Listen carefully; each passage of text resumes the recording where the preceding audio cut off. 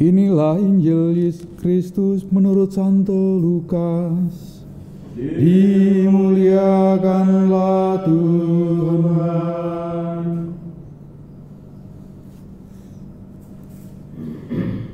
Ketika Herodes, raja wilayah Galilea, mendengar segala sesuatu yang terjadi, ia merasa cemas sebab ada orang yang mengatakan bahwa Yohanes telah bangkit dari antara orang mati. Ada lagi yang mengatakan bahwa Elia telah muncul kembali, dan ada pula yang mengatakan bahwa seorang dari nabi-nabi zaman dahulu telah bangkit. Tetapi Herodes berkata, Yohanes kan telah kupenggal kepalanya. Siapa gerangan dia ini yang kabarnya melakukan hal-hal besar itu?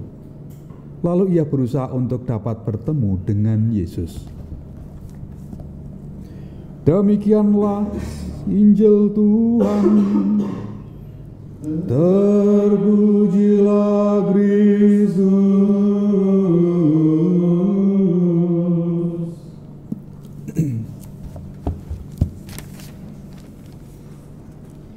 Kesia-siaan belaka, tiada sesuatu yang baru di bawah matahari. Saudara-saudara yang terkasih, dalam bacaan pertama dari kitab Pengkhotbah tadi, ketika kita mendengar dan juga merenungkan secara sekilas bahwa ini seakan-akan ada nuansa pesimistis dalam bacaan ini. Semuanya tidak ada yang baru, seakan-akan semuanya terulang kembali. Orang ada yang lahir, ada yang meninggal. Setiap hari ada yang demikian.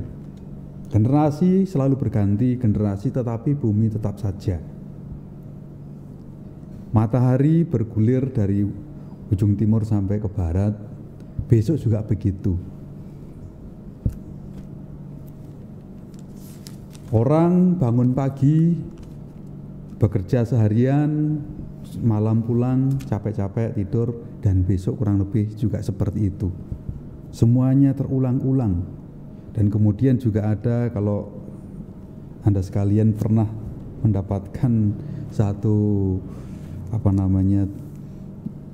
sebenarnya hanya untuk guyon saja, bahwa smartphone itu ternyata bukan sesuatu hal yang baru. Itu dimulai jika bakalnya adalah toko atau kedai atau mungkin warung yang mempunyai etalase barang. Pak, Bu, Mas, mau beli yang mana? Ditunjuk. Maka itulah yang dikeluarkan.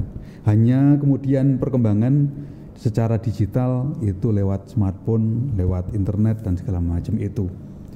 Maka kalau kita melihat kok sesuatu hal ya seperti itu aja, kemudian seperti hanya bergulir, hanya ada inovasi dalam artian bukan sesuatu penemuan yang baru, benar-benar baru, tetapi pengembangan.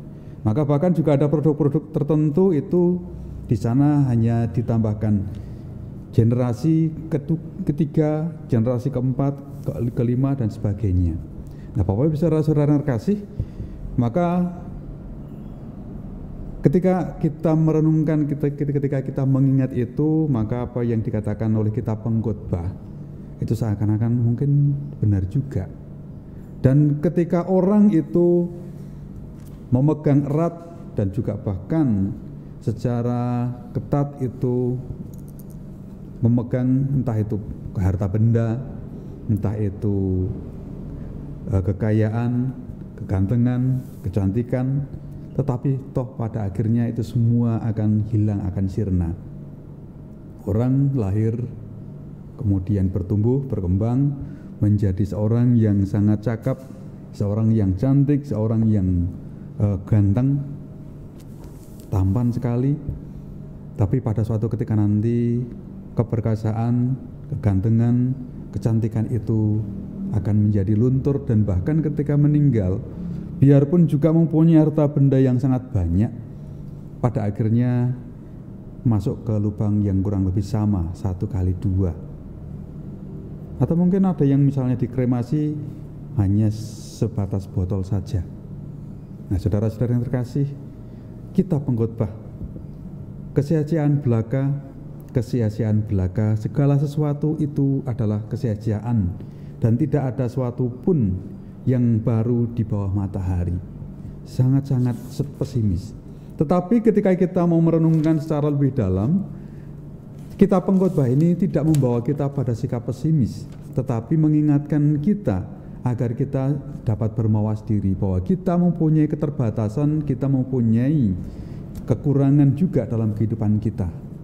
Maka kita hendaknya juga bermawas diri agar kita menjadi lebih bijaksana dalam menyikapi, di dalam kita menghidupi kehidupan kita.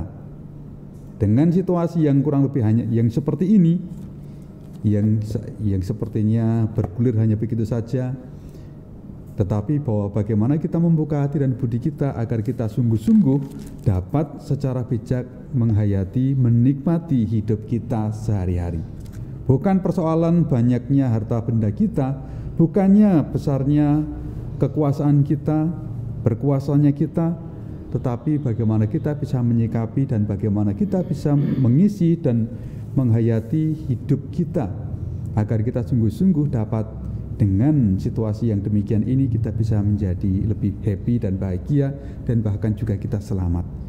Herodes, raja wilayah Galilea, ketika dia setelah memenggal kepala Yohanes Pembaptis yang sebenarnya juga dia menganggapnya sebagai orang yang suci, orang yang baik, dan bahkan apa yang dikatakan kendati pun membuat hatinya bimbang, tetapi toh juga diakui bahwa Yohanes Pembaptis ini adalah orang suci. Orang yang suci, dikatakan suci itu berarti yang pertama orang pasti akan berpikir orang suci itu orang yang dekat dengan Allah. Berarti orang ini tidak main-main. Dan apa yang diajarkan itu membawa pencerahan, menunjukkan jalan ke jalan yang baik, yang benar. Tetapi mengapa Herodes kemudian justru membunuh Yohanes Pembaptis ini? Apakah dengan menganggap segala kekuasaannya itu, segala sesuatu itu bisa diselesaikan dengan begitu saja? Tapi ternyata juga tidak. Hati nuraninya tetap akan mengejar-ngejar, akan membayang-bayangi.